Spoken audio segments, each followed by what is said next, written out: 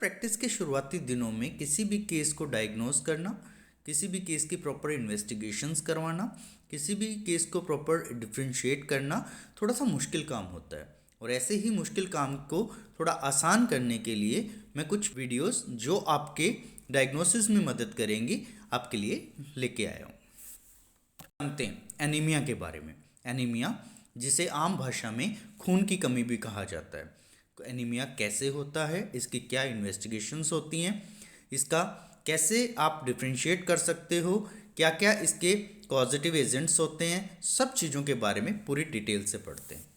Anaemia खून के अंदर आरबीसीज, जिन्हें लाल रक्त कण भी बोला जाता है, उनकी मात्रा का कम होना, जैसे कि मेल्स के अंदर मोर देन 13.5 और फीमेल्स के अंदर मोर देन 12.0 ग्राम पर डाइल्यूशन नॉर्मल हीमोग्लोबिन होता है। अगर इसकी मात्रा इससे कम होती है तो उस कंडीशन में आरबीसीज की कमी होने की वजह से उसे एनीमिया बोला जाएगा। एनीमिया मात्र एक सिम्टम है, ये कोई डिजीज नहीं है। इसकी पैथोफिजियोलॉजी के बारे में, एनीमिया को मेनली 3 कैटेगरीज में डिवाइड किया गया है। सबसे पहले डिक्रीज प्रोडक्शन, इसका मतलब है कि बॉडी के अंदर आरबीसीज की प्रोडक्शन ही कम होना। इसकी वजह लैक ऑफ न्यूट्रिएंट्स हो सकते हैं, जिसमें iron, folate, vitamin B12, bone marrow की वजह से भी हो सकता है, जिसमें एप्लास्टिक एनीमिया, माइलोडिस्प्लेसिया और किसी ट्यूमर्स की वजह से भी हो सकता है। बहुत सारे केसेस के अंदर कीमोथेरेपी और रेडियोथेरेपी के बाद में भी आरबीसीज की डिस्ट्रक्शन होती है, इसकी डिक्रीज्ड प्रोडक्शंस होती हैं। आरबीसीज की डिस्ट्रक्शन का ज़्यादा होना। नॉर्मली आरबीसीज का लाइफ स्पैन 120 दिन का होता है। 120 दिन के बाद में नॉर्मल आरबीसीज टूट जाते हैं, लेकिन हीमोलिटिक एनीमिया के केसेस में, सिकल सेल एनीमिया के केसेस में और थैलेसीमिया के केसेस में आरबीसीज का डिस्ट्रक्शन रेट बढ़ जाता है। तीसरा पॉइंट, ब्लड लॉस। किसी ट्रॉमा की वजह से, गैस्ट्रोइंटेस्टाइनल ब्लीडिंग की वजह से, जैसे अल्सरेटिव कोलाइटिस के केसेस हुए, ऐसे केसेस में जो जीआईटी ब्लीडिंग की वजह से हो सकता है, मेंस्ट्रुअल ब्लीडिंग का ओवरफ्लो होने की वजह से ब्लड लॉस होना, इनकी वजह से भी एनीमिया कंडीशंस होती हैं। तो अब बात करते हैं इवेल्युएशन के बारे में। किसी भी पेशेंट का डॉक्टर के सामने आने के बाद सबसे पहले जरूरी होता है उसके हर एक सिम्टम की हिस्ट्री के बारे में जानना, जैसे कि फटीग, बहुत ज़्यादा थकान का महसूस होना, लाइट हेडेडनेस का, fever, weight loss, night sweats. सबसे जरूरी है गायनेकोलॉजिकल हिस्ट्री का पता होना, जैसे कि उसके पीरियड्स के बारे में, किसी भी फीमेल्स के प्रॉपर मेंस्ट्रुअल साइकिल के बारे में, मेंस्ट्रुअल फ्लो के बारे में, फैमिली हिस्ट्री के बारे में, क्या उसकी फैमिली में पहले किसी को एनीमिया जैसी कोई कंडीशंस हैं, न्यूट्रिशनल हिस्ट्री के बारे में, क्या उसका खान पान प्रॉपर है, जो न्यूट्रिशंस वो ले रहा है वो एनीमिया कवर करने के लिए सफिशेंट हैं, क्या पेशेंट अल्कोहलिक है, क्या पेशेंट किसी तरह का कोई नशा या अल्कोहल का सेवन करता है या नहीं करता, या पेशेंट हो सकता है रीनल फेल्योर का पेशेंट हो, उसका पहले से किडनी फेल्योर चल रहा हो, किडनी के अंदर प्रॉब्लम होने की वजह से भी एनीमिया कंडीशंस होती हैं। कैंसर के किसी ट्रीटमेंट, जैसे कि पीछे भी हमने बोला था कि रेडियोथेरेपी और कीमोथेरेपी भी अफेक्ट करती हैं, इसी तरह से कुछ इम्यूनोसप्रेशंस और मेडिकेशन हिस्ट्री का प्रॉपर पता होना बहुत ज़रूरी है। अब हम बात करते हैं फिजिकल एग्जामिनेशंस के बारे में। किसी भी पेशेंट का लैब इन्वेस्टिगेशंस होने से पहले जरूरी है कि डॉक्टर उसे तरीके से उसका फिजिकल एग्जामिनेशन करे, जैसे कि उसका स्किन और कंजक्टिवा, उसकी आंखों की कंजक्टिवा को प्रॉपर तरीके से चेक करना, जिससे पता चलेगा कि अगर उसका कलर पेलर है तो हो सकता है कि वो जॉन्डिस या एनीमिया की तरफ रिप्रेजेंट करेगा। पैची का होना, बॉडी के अंदर प्लेटलेट एबनॉर्मेलिटी की वजह से कुछ पैचेस बन जाते हैं। उसके अलावा कार्डियोवैस्कुलर एग्जामिनेशन, उसके हार्ट का प्रॉपर चेकअप होना, जिसके अंदर उसका सिस्टोलिक फ्लो मर्मर, उसका टैकीकार्डिया मिलना, उसका स्ट्रॉन्ग पेरिफेरल पल्सेस का मिलना, ये सब चीज़ें अगर हैं कि प्रॉपर कार्डियक इन्वेस्टिगेशंस करवाने चाहिए। उसके अलावा उसका एब्डोमिनल एग्जामिनेशन, जिसमें स्प्लिनोमेगेली लिम्फोप्रोलिफरेटिव डिसऑर्डर्स को रिप्रेजेंट करता है, इसलिए स्प्लिनोमेगेली का होना मतलब कि स्प्लीन का साइज बढ़ जाना, स्प्लीन का लार्ज हो जाना, ये प्रॉपर एग्जामिन करना बहुत ज़रूरी रहता है।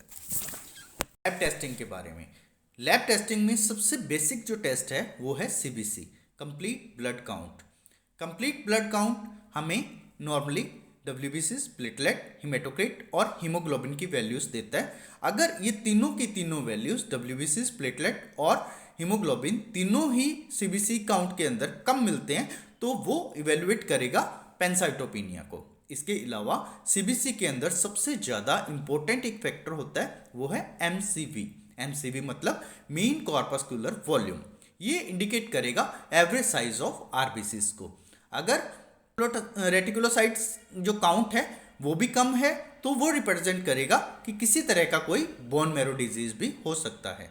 इसके अलावा पेशेंट की आयरन स्टडीज़ का होना, फेरिटिन स्टडीज़ का होना, टोटल आयरन बाइंडिंग कैपेसिटी का इन्वेस्टिगेट होना, विटामिन B12 का, फोलेट लेवल्स का, PBF पेरिफेरल ब्लड फिल्म का एग्जामिन होना, हीमोग्लोबिन इलेक्ट्रोफोरेसिस, ये सिर्फ उन केसेस में करवाया जाता है जहां पे हेरिडिटरी डिसऑर्डर होने के सस्पेक्ट हो पेशेंट, तो ऐसे केसेस के अंदर हीमोग्लोबिन इलेक्ट्रोफोरेसिस का एग्जामिनेशन होता है। अब हम बात करते हैं MCV, मीन कॉर्पस्कुलर वॉल्यूम की।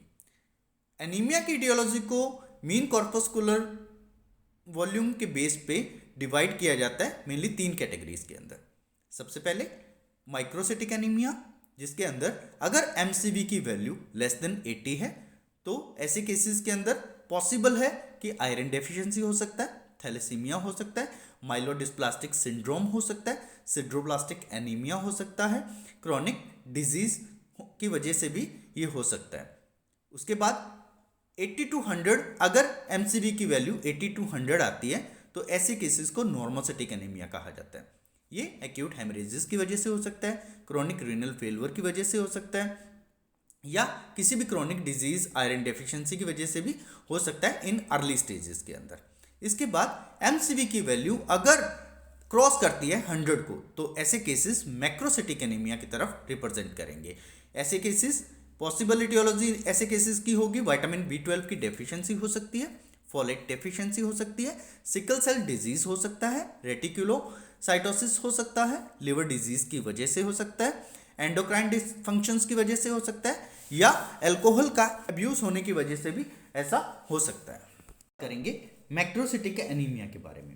MCV की वैल्यू अगर मोर देन 100 है तो ऐसी कंडीशंस के अंदर सबसे पहले पैनसाइटोपिनिया को कंसीडर किया जाता है। पैनसाइटोपिनिया मतलब कि WBCs, हीमोग्लोबिन और प्लेटलेट तीनों की वैल्यूज अगर CBC में कम है तो उस कंडीशंस को पैनसाइटोपिनिया बोला जाता है। अगर ऐसा है तो वो हाइपर सेगमेंटेड PMNS की तरफ रिप्रेजेंट करेगा। PMNS का मतलब पॉलीमॉर्फोन्यूक्लियर सेल्स की तरफ, ऐसे सेल्स जिनका साइज और शेप डिफरेंट हो। अगर ऐसा है तो वो विटामिन B12 और फोलेट डेफिशिएंसी को रिप्रेजेंट करेगा। लेकिन अगर पैनसाइटोपिनिया की कंडीशंस नहीं है तो रेटिकुलोसाइट काउंट की तरफ जाना होगा। रेटिकुलोसाइट काउंट का मतलब होता है कि RBCs का इमेच्योर होना। Immature RBCs, immature red blood cells को रेटिकुलोसाइट बोला जाता है। ऐसे सेल्स को काउंट किया जाएगा। अगर इन सेल्स का काउंट हाई आता है तो स्प्लीनोमेगेली और हेमरेज की तरफ रिप्रेजेंट करेगा। लेकिन अगर रेटिकुलोसाइट का काउंट लो है तो लिवर डिजीज की तरफ रिप्रेजेंट करेगा।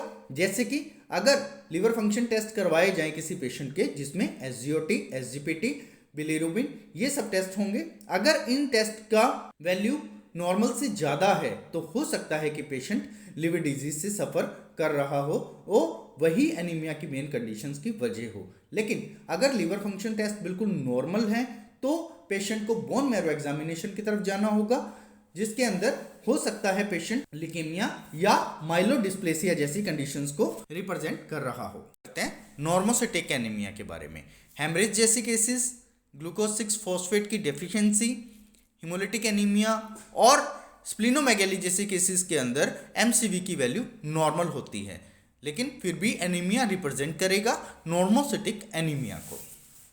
देखने के लिए धन्यवाद। उम्मीद करते हैं कि प्रैक्टिस के शुरुआती दिनों में आपके केसेस को, एनीमिया जैसे केसेस को डिफरेंशिएट करने में ये वीडियो आपकी मदद करेगा। धन्यवाद। और डायग्नोसिस से जुड़ी वीडियोस को देखने के लिए जुड़े रहिए हमारे चैनल के साथ। आपका दिन शुभ हो। धन्यवाद।